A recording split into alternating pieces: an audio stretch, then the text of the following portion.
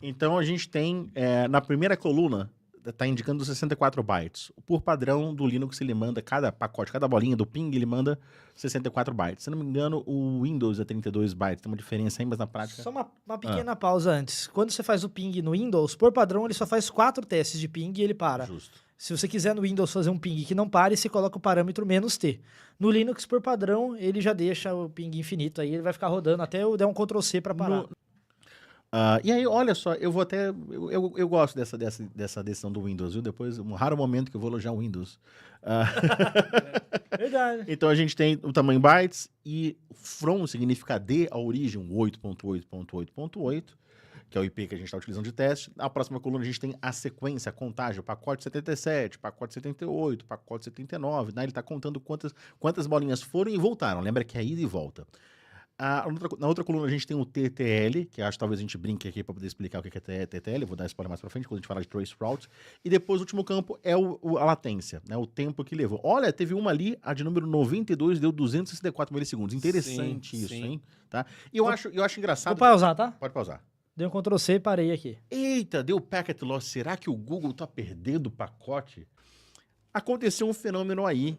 E é por isso que o Windows tomou uma decisão de design para leigos melhor do que as outras ferramentas que são profissionais. Linux é para profissional, Windows é para leigo. Cough, cough, cough. Desculpa a tosse.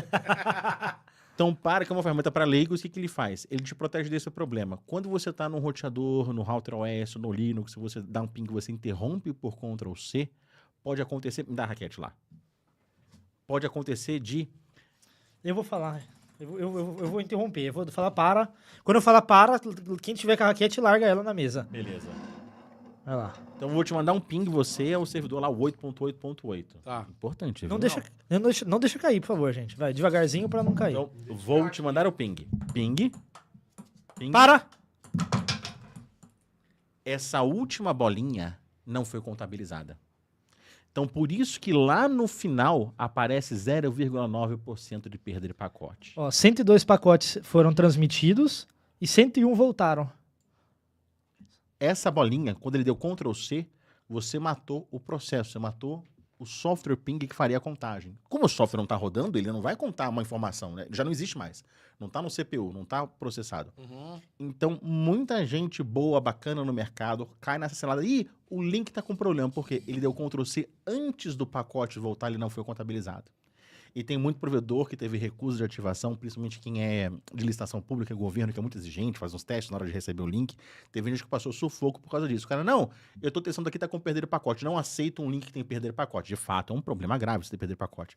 Mas nesse contexto, você provocou a perder de pacote por quê? Técnico desavisado deu Ctrl+C para interromper a contagem de pacotes. Então teve um pacote ali que não foi... Ele voltou, teoricamente, tá? Mas ele não foi contabilizado por conta disso. Então, Damito, qual que é a forma correta, então, da gente escapar desse problema? Quem usa o Windows, que tem bicicleta com rodinha, já faz isso para você. Quem utiliza ferramentas profissionais como o Linux, como a Juno S, como outras ferramentas de rede, que ele não vai parar por sozinho, você tem que dizer qual o parâmetro do comando? -C, que é de count. Então, eu vou fazer um ping agora com 10. Contador de 10. Ou seja, ele vai fazer 10 pings e ele vai parar sozinho depois que o 10º chegar ou que expirar o tempo dele. Olha lá. Tcharam! 0%. 10 pacotes transmitidos e os 10 voltaram. 0% de perda de pacote. Então, se o link daqui tivesse, meu Deus, com defeito perdendo pacote, não daria 0% agora, porque a gente fez o procedimento correto. Então, sempre coloque uma quantidade de pacotes aí nos seus comandos. E aí, deixa eu mostrar também uma parte importante. Quando você vai fazer um teste de ping, o que importa, você não precisa ficar olhando tudo isso, linha por linha. Você pode até olhar ali, acompanhar, porque às vezes você é ansioso. Sabe como chama isso na minha cidade? Chama-se televisão de cachorro. Você conhece a expressão? Já ouvi. Eu acho fascinante. Eu vou no Nokia, aí tá um cara lá, assim, com uma pose de sério, né? Vendo as letrinhas falando... Eu falo, por que ele tá assistindo ping que nem TV de cachorro? Qual que é o jeito que ele pode fazer, então, para não ficar pagando mico? Ele pode simplesmente fazer esse ping e olhar o final depois que acabar as estatísticas. Inclusive, tem uma pessoa que a gente conhece que toda vez que dá um ping, ele faz um barulho, né? Cada ping vai fazendo um barulho. Plip, plip, plip. É um amigo nosso. Mas olha só, aqui embaixo, ele vai dar um resumo do seu teste. Então, aqui... Essa parte é o que importa, tá? Eu enviei 10 pacotes. Desses 10 que eu enviei, 10 voltaram. 0% de perda de pacote. Aí aqui é o mais legal. Então, o tempo mínimo, ou seja, o pacote com a menor latência total foi de 11 milissegundos. Ou seja, para ir e para voltar foi 11 milissegundos. Pode ser que tenha sido 5 para ir, 6 para voltar. Pode ser que foi 2 para ir e 9 para voltar, a gente não sabe. A média foi 21. O mais alto foi 80. E o que é esse último parâmetro aí, Ubi? Desvio padrão O desvio padrão. da estatística. Ok. Então, esses três principais indicadores aqui são o que importam. O mínimo, o máximo e a média. Tem um uso bacana do desvio padrão, o Pachecão fala disso também na palestra dele, que eu acho sensacional, que é o seguinte: o desvio padrão, ele é um indicativo da variação entre o máximo e o mínimo. Tem lá em estatística, quem não colou em estatística 1 na faculdade consegue explicar isso melhor do que eu. Esse desvio padrão, o ideal dele é que ele seja o mais próximo possível de zero. Se todas as respostas de ping tivessem dado o mesmo valor em milissegundos, daria próximo de zero. Aqui deu uma variação significativa por 2 motivos. Existe uma VPN na jogada aqui, é o VPN oficial que o Dami está usando. Isso interfere um pouquinho. Mas o principal motivo é o fato de estarmos no Wi-Fi. Nós não estamos com cabo aqui, UTP, aqui nessa mesa. O Wi-Fi tem uma variação de latência maior do que no cabo. Se você troca isso por um cabo, esse número fica muito menor.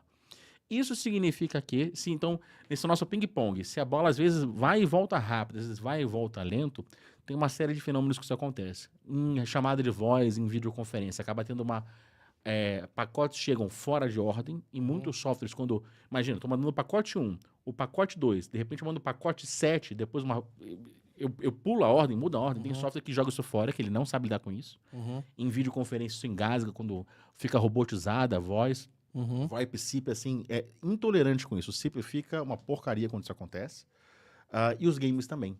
Porque nos games, principalmente os de tiro, First Person Shooter, Counter-Strike, Team Fortress, etc., o tempo todo o computador está mandando as coordenadas, a latitude e a longitude no mapa de onde o jogador está andando.